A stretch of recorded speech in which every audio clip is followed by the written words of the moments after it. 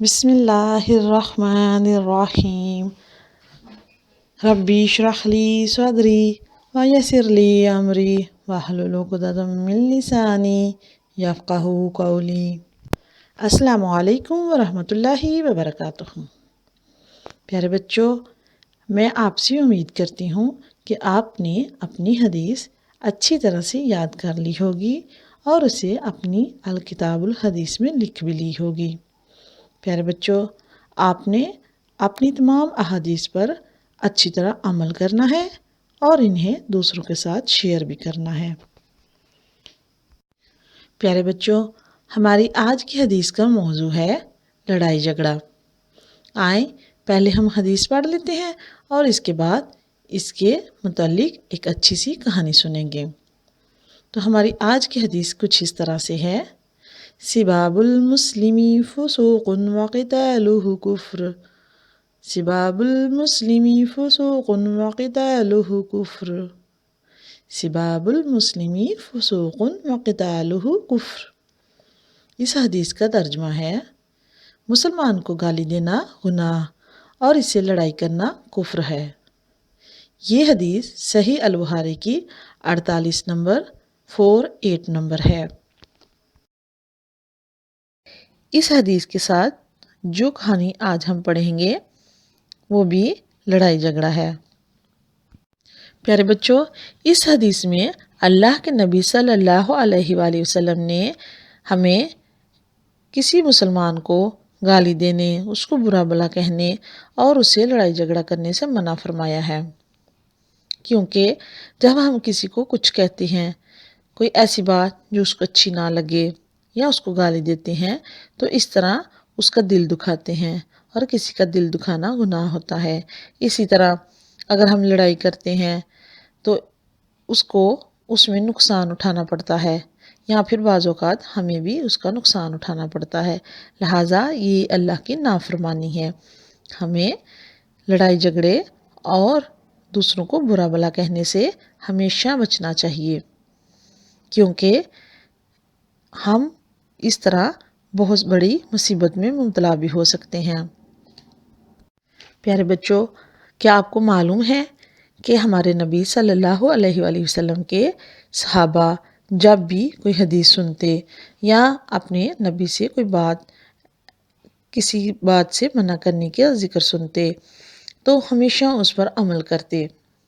ایک دفعہ کا ذکر ہے کہ ابو ظہر اور بلال رضی اللہ تعالیٰ عنہ کسی بات پر آپس میں ناراض ہو گئے، ان کا جھگڑا بڑھ گیا۔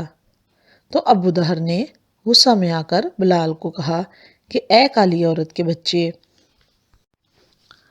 حضرت بلال چونکہ حبشہ کے رہنے والے تھے اور ان کا رنگ بھی کالا تھا، ان کے نقش موٹے تھے، اس وجہ سے وہ دیکھنے میں تھوڑے سے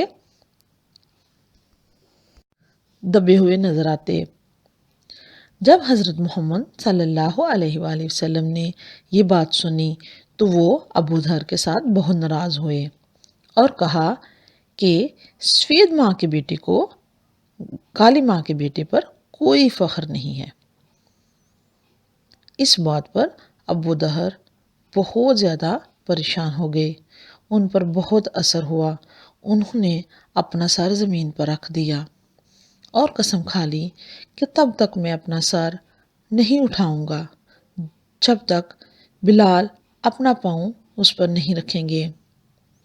لہٰذا حضرت بلال نے اپنا پاؤں ان کے سر پر رکھ دیا تو تب جا کر ابو ظہر نے اپنا سر اٹھایا۔ اور ایسا ابو ظہر نے اس لیے کیا کیونکہ وہ جانتے تھے کہ اگر حضرت بلال نے اس دنیا میں اپنا بدلہ پورا نہ کیا یا مجھے میرے الفاظ کی سزا نہ ملی تو اس کا حساب اللہ تعالیٰ مجھ سے آخرت کے روز لیں گے، اور وہ بہت برا حساب ہے۔ لہٰذا انہوں نے اپنی سزا کم کروانے کے لیے اسی دنیا میں خود کو سزا دلوانا پسند کیا۔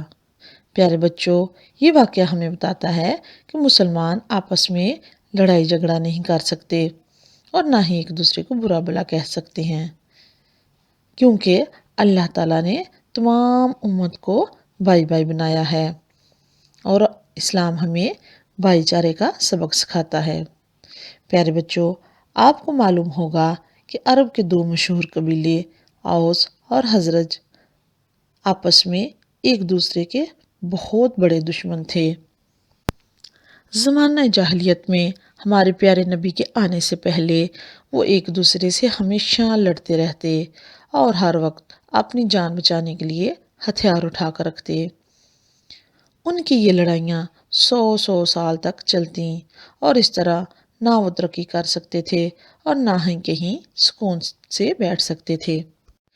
फिर जब हमारे नबी उनके दरमियान आए और उनको मुसलमान किया, उनको किताब कुरान मजीद सिखाई और बताया कि लड़ाई झगड़ा करना अल्लाह को बहुत नापसंद है और ये भी कहा कि जो दूसरों को माफ़ कर देता है अल्लाह भी उसको माफ़ करेगा और उसको इज़्ज़त देगा। तो ये लोग लड़ाई झगड़ा छोड़कर आपस में भाई भाई बन गए। उन्होंने पिछली तमाम दुश्मनियाँ भुला दी और एक दूसरे को माफ़ कर दिया। इस्लाम लाने के बाद सब इकट्ठे रहते थे, एक दूसरे के साथ दोस्तियाँ थीं और हर काम मिलजुल कर करते थे। यही वजह थी कि मुसलमानों की ताकत बहुत बढ़ चुकी थी, वो तरक्की भी कर रहे थे और दुश्मन पर फतह भी हासिल कर रहे थे। मगर प्यारे बच्चों, यहूद को ये बात बिल्कुल पसंद न थी। उनमें से कुछ अफराद ऐसे भी थे जो कि मुनाफिक थे। ये मुनाफिक वो लोग थे जो खुद को मुसलमान कहते थे और मुसलमानों के साथ उठते बैठते और रहते थे, मगर ये लोग दिल से मुसलमान नहीं थे, बल्कि वो मुसलमानों के साथ सिर्फ इसलिए मिले हुए थे ताकि मुसलमानों की बातें सुन सकें और उनको नुकसान पहुंचा सकें। ये लोग मुसलमानों के सबसे बड़े दुश्मन थे। लिहाजा एक यहूदी ने इन मुसलमानों की दोस्ती तोड़ने और उनको पहले की तरह लड़ाई झगड़े पर आमादा करने के लिए एक चाल चली। उसने एक मर्तबा कुछ मुसलमानों को अपने यहाँ दावत पर बुलाया।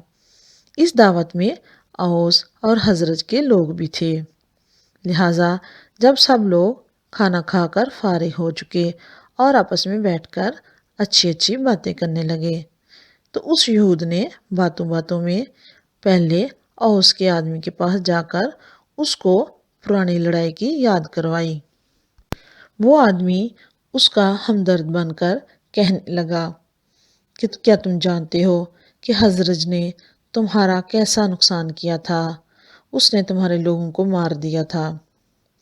इसी तरह बाद में वो यहूदी हजरज के कुछ लोगों के पास गया और उनके साथ भी ऐसे ही बातें करने लगा कि औस ने तुम पर बहुत जुल्म किए हैं, तुम्हारे बच्चों को भी नहीं छोड़ा और फिर भी तुम लोग कितने आला और बड़े हो, तुमने उनको माफ़ कर दिया है।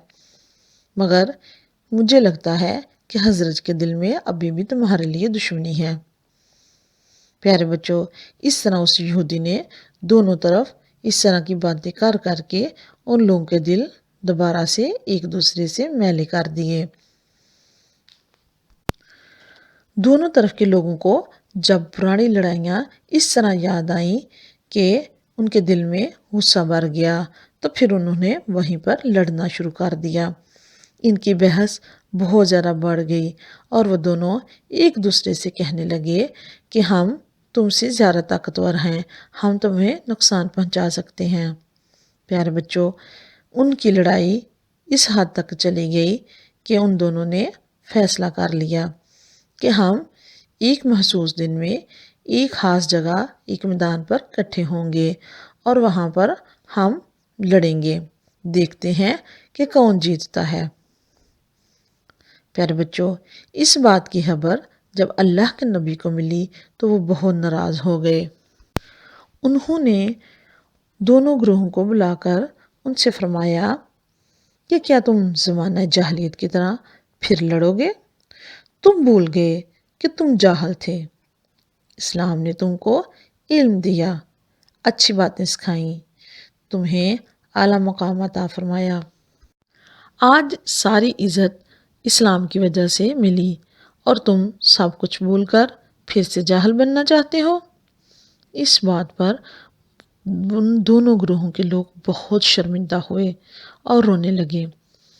پھر انہوں نے بہت رو رو کر اللہ اور اللہ کے نبی سے معافی مانگی اور آپس میں ایک دوسرے کے ساتھ صلح کی اور ہمیشہ کے لیے بھائی بھائی بن گئے۔ اس طرح یہود کی ان کو لڑانے کی سازش بھی ناکام ہو گئی اور مسلمان پھر سے متحد ہو کر اسلام اور اللہ کی کتاب سیکھنے اور سکھانے اور اسلام کو فتح حاصل کروانے کے لیے لگ گئے۔ پیارے بچوں، اس حدیث میں بھی اللہ کے نبی نے یہی بتایا ہے کہ ایک مسلمان دوسرے مسلمان کو نہ گالی دیتا ہے، نہ لڑائی جھگڑا کرتا ہے۔ یہ سب کفر کی باتیں ہیں اور ان سے کوئی فائدہ بھی نہیں ہوتا۔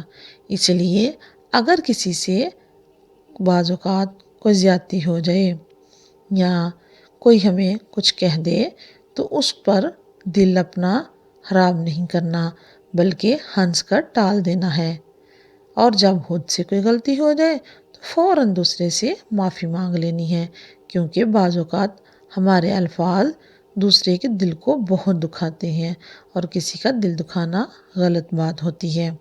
پیارے بچوں، آئیں عہد کرتے ہیں کہ ہم کبھی ایک دوسرے سے لڑائی جھگڑا نہیں کریں گے، اور اگر کبھی کبھار ایسے ہو جائے کہ ہماری کسی بھائی یا کسی دوست کے ساتھ کوئی انبن ہو بھی جائے تو ہم فوراً اس سے حضرت ابو دہر کی طرح اور اوس و خزرج کی طرح معافی مانگ لیں گے اور پھر سے بھائی بھائی بن جائیں گے۔ ٹھیک ہے پیارے بچوں، اس حدیث کو اچھی طرح سے یاد رکھنا ہے، اس کو لکھنا ہے اور پھر اس کو دوسروں کو بھی بتانا ہے، اور کبھی بھی کسی سے جھگڑنا نہیں ہے، اور کسی کا برا نام یا کسی کی گالی تو بالکل نہیں دینی ہے۔ ٹھیک ہے پیارے بچوں، پھر ملیں گے ایک پیاری سی حدیث اور ایک مزے کی کہانی کے ساتھ۔ تب تک اپنا بہت خیال رکھیے گا۔ اللہ حافظ۔ السلام علیکم ورحمۃ اللہ وبرکاتہ۔